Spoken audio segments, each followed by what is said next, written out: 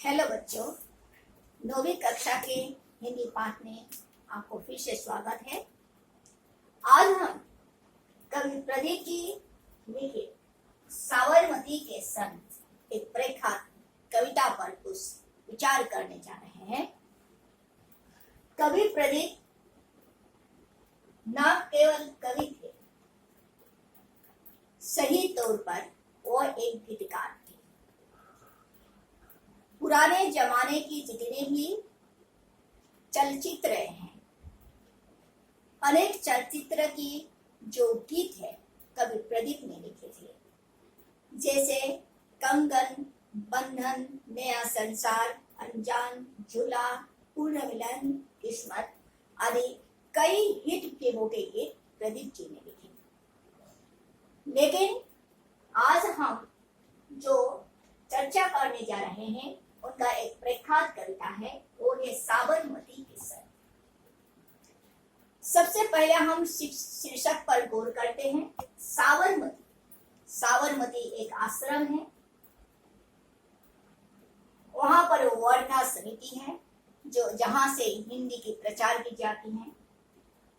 शब्द का मतलब है सन्यासी, अर्थात यहाँ सन्यासी बापू यानी महात्मा गांधी की ओर इशारा किया गया है। महात्मा गांधी ने स्वाधीनता आंदोलन के दौरान साबरमती में एक आश्रम बनवाया और उस आश्रम में वर्धा समिति की स्थापना की और साथ साथ उस आश्रम में महिलाओं के लिए कई योजना बनाए और साथ साथ जो कमजोर व्यक्ति होते हैं या समाज में जो थोड़ा हट कर रहते हैं, जो दुर्बल होते हैं, कमजोर होते हैं या कुछ हद तक अर्थनीतिक रूप से निर्बल होते हैं, उन व्यक्तियों के लिए उन्होंने एक आश्रम खुलवाया था। और आज भी साबरमती में एक आश्रम है और जहां से हिंदी के प्रसार के साथ साथ बहुत से लोगों की सहायता पहुंचाए जाते हैं। जब स्वाधीनता आंदोलन चल रहे थे तो हम लोगों को पता भी है कि बापू ने ही एक लीडर बनकर, दलपति बनकर पूरे भारत वर्ष में स्वाधीनता आंदोलन चलाया था और अंग्रेजों को भारत से खरीद कर यहाँ से निकाल कर हमें स्वाधीनता दी। लेकिन खेद की बात है, दुख की बात है कि महात्मा गांधी स्वाधीन भारत में बहुत दिन तक जीवित नहीं रह पाए। उन्हें गोली मारकर हत्या कर दी गई थी। और जब यह खबर पूरे भारतवर्ष यानी पूरे विश्व में फैल गए थे और तब कवि प्रदीप को बहुत ही ठेस पहुंचे और उन्होंने अपनी दुख को व्यक्त करते हुए एक कविता लिखा था, साबरमती के संग। उन्होंने कहा है कि तेरी हमें आजादी बिना खर्ग बिना ढाल, साबरमती के संग तूने कर दिया कमाल। आंधी में जलती रहे गांधी तेरे मशाल, साबरमती के संग। रघुपति राघव राजा राम, पतित पावन सीताराम। घारी पे लड़ी तूने अजब की लड़ाई, दागा न कही तो न बंदूक चलाई। दुश्मन के किले पर भी न की तूने चढ़ाई, वाह रे फकीर खूब करामत दिखाई। चुटकी में दिया दुश्मनों को देश से निकाल, साबरमती के संग। शतरंज बिठा कर बैठा था यहीं पे जमाना, लगता था मुश्किल है फिरंगी को हटाना। टक्कर था बड़े जोर का, दुश्मन में भी था जाना, पर तू भी था बापू बड़ा कष्टाल पुराना। मारा वो दाव कस के उल्टी भी न चली चाल, साबरमती के संग। जब जब तेरी बिगुल बजी जवान चल पड़े, मजदूर चल पड़े, किसान चल पड़े, हिंदू मुसलमान सिख पठान चल पड़े, कदम पे तेरा कोटि कोटि प्राण चल पड़े। फूलों के शेष सोर के दौरे जवाहरलाल, साबरमती के संग। मन थी अहिंसा की, बदन पे थी लंगोटी, लाखों में एक होता था सत्य की चोटी। वैसे तो देखने में भी हंसती तेरी चोटी, सर देख के झुकती थी हिमालय की भी चोटी। दुनिया में तू बेजोर था, इंसान बेमिसाल, साबरमती के संग। जग में कोई जिया तो बापू ने ही जिया, जग में कोई जिया तो बापू ने ही जिया। तूने वतन के राह पर सब कुछ बता दिया, मांगा न तूने कोई तख्त विताज ही रहा, अमृत दिया सभी को खुद जहर पिया, जिस दिन तेरी चिता चली रोया था महाकाल साबरमती के संग। कितना सुंदर, एक कितना सुंदर कविता है। और उन्होंने श्रद्धा व्यक्त करते हुए कहा है कि तूने हमें आजादी दी, स्वाधीनता दी। कैसी आजादी? बिना खर्ग बिना धार, यानी कोई युद्ध नहीं। राजा महाराजाओं के जमाने में जिस तरह से युद्ध किए जाते थे उसी तरह का भी युद्ध न था, ना बंदूक चलाई उसी तरह का भी न था। साबरमती के सुन संत, तूने कर दिया कमाल, आंधी में जलती रहे गांधी तेरा मशाल। मशाल, मशाल यानी आग का ज्वाला। और ये आग का जो मशाल है ये क्या है? यानी हमारी जोश, हमारी चिंता, हमारी स्वाधीनता। ये क्या होता है? आंधी में भी, यानी इस भारतवर्ष में जितनी भी विपत्तियां क्यों ना आए, तेरी जो अहिंसा का मार्ग है वो हमेशा हमेशा जिंदा रहेगा। रघुपति राघव राजा राम, पतित पावन सीताराम, एक भजन है। और कवि प्रदीप ने इस भजन को करते हुए उन्होंने कहा है कि रघुकुल के नंदन राम को याद करते हैं, और कहा है कि सीता को भी याद करते हुए कहा है, घर पे ही लड़ी तूने अजब की लड़ाई। यानी महात्मा गांधी भी राम भक्त थे, और उन्होंने कहा कि घर पे ही लड़ी तूने अजब की लड़ाई। घर मतलब स्वदेश में, स्वदेश में रहकर तुमने एक अजब की लड़ाई लड़ी। और दागा न कहीं तो न बंदूक चलाई, तूने कहीं पर तोप भी न बरसा, न बंदूक भी चलाई, दुश्मन के किले पर भी न तूने चढ़ाई। पहले राजा महाराजा क्या करते थे? किसी दूसरे देश पर जाकर किले पर आक्रमण करते हैं, किले को तोड़ देते हैं, फिर उस नगरी को, उस जगह को अपना लेते थे, अपने कब्जे में कर लेते थे। लेकिन तूने तो ना इंग्लैंड में गए, ना यूरोप में गए, ना कहीं पर भी जाकर तूने अमेरिका में गए, तूने कहीं जाकर किसी के किले पर आक्रमण न किया, फिर भी तूने आजादी ले ली। वाह रे फकीर, खूब करामत दिखाई। फकीर किस लिए कहा? किसको कहा? महात्मा गांधी को कहा। किस लिए कहा? अरे हमने देखे भी हैं कि उनके एक बदन पे लंगूती थे, हाथ में लाठी थी और कुछ नहीं था। एक कपड़े शरीर में लपेट कर वो पूरे देश भर में घूमते थे। चुटकी में कर दिया दुश्मनों को देश से निकाल। चुटकी मतलब एक ही पल में, यहाँ एक पल मतलब कई वर्षों में उन्होंने क्या कर दिया? पूरे अंग्रेजों को ही भारत से निकाल दिया।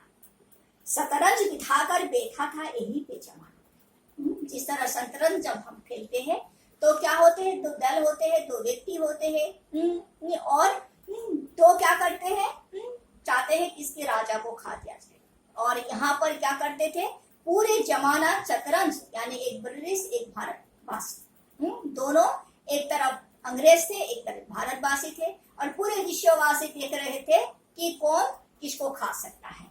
लगता था मुश्किल है फिरंगी को बताना, और पूरे विश्ववासी को ऐसा लग रहा था कि भारत से कभी भी हम फिरंगी को, अंग्रेजों को खरीद नहीं सकते।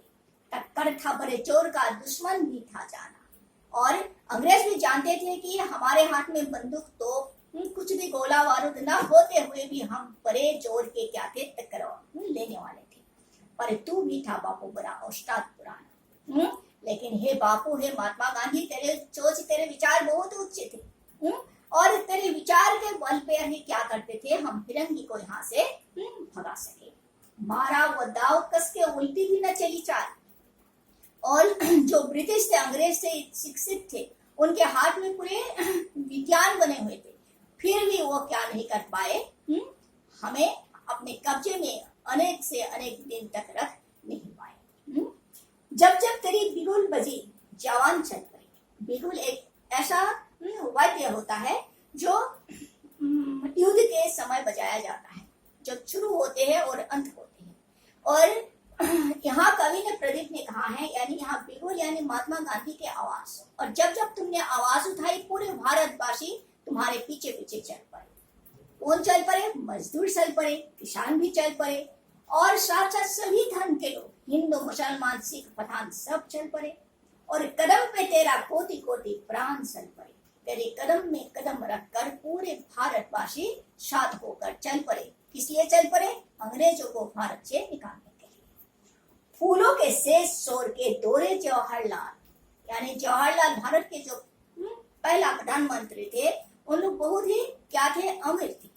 उन लोगों के लिए स्वाधीनता, स्वाधीन प्रधानता का कोई मायने ही नहीं रखता था। सोने के शेष पर सोए है जवाहरलाल जैसे व्यक्ति भी क्या करते थे? महात्मा गांधी के आह्वान पर आकर स्वाधीनता आंदोलन में भाग लिए थे। मन थी अहिंसा की, बदन पे थी लंगोटी। तुम्हारे मन में क्या था? अहिंसा था। और तुम्हारे शरीर पर क्या था? लंगोटी था।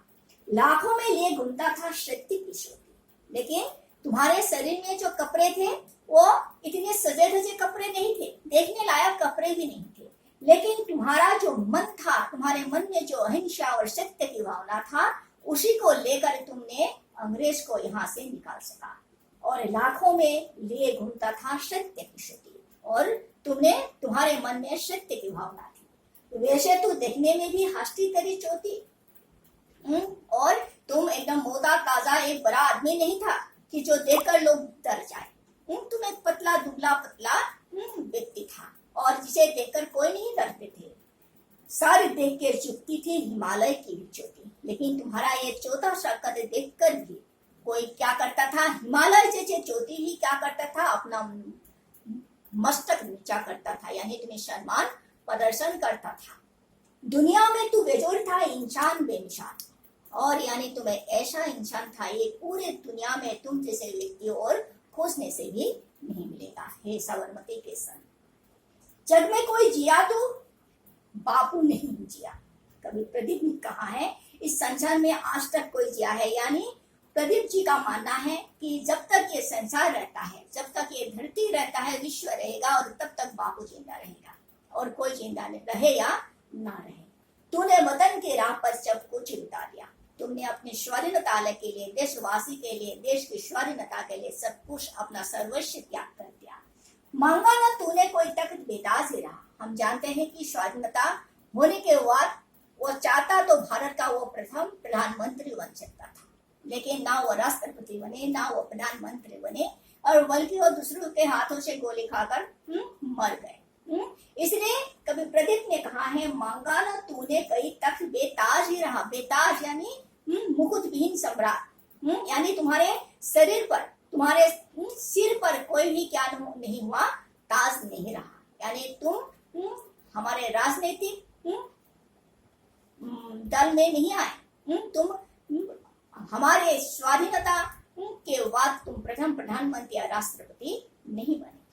अमृत दिया सभी को, खुद जाहिर किया पूरे भारत को, पूरे भारतवर्ष को तुमने स्वाधीनता दे दी, और तुमने फिर क्या हुआ? इसके बदले में गोली खा ली। जिस दिन तेरी चिता रोई, जली रोया था महाकाल। जिस दिन तेरी चिता जली, यानी जिस दिन तुम्हें गोली मारी थी गई थी, उस दिन पूरे धरती, पूरे महाकाल, यानी जिसने हमें सृजन किया है, पूरे महाकाल रोए हुए थे। एक दो व्यक्ति नहीं, पूरे विश्व के लोग रोए थे। हे साबरमती के सन, तुम तो आज अपने शरीर से इस संसार में नहीं हो, लेकिन शरीर से संसार में न रहकर भी तुम विश्ववासी के, भारत के हर बच्चे, हर बूढ़े, हर नौजवान के दिलो दिमाग पर इस तरह साए हुए हो कि कवि प्रदीप का मानना है जब तक यह धरती रहेगा तब तक बापू हमारे दिलो दिमाग में जिंदा रहेंगे। अर्थात कवि प्रदीप ने अपने श्रद्धा के भाव महात्मा गांधी के लिए व्यक्त किया है, और साथ साथ हमें आने वाले पीढ़ियों को भी ये समझाने का प्रयास किया है कि हमें बापू के प्रति अपना श्रद्धा निवेदन करना चाहिए। ठीक है बच्चे, आज हम अपना पाठ यही समाप्त करते हैं। धन्यवाद।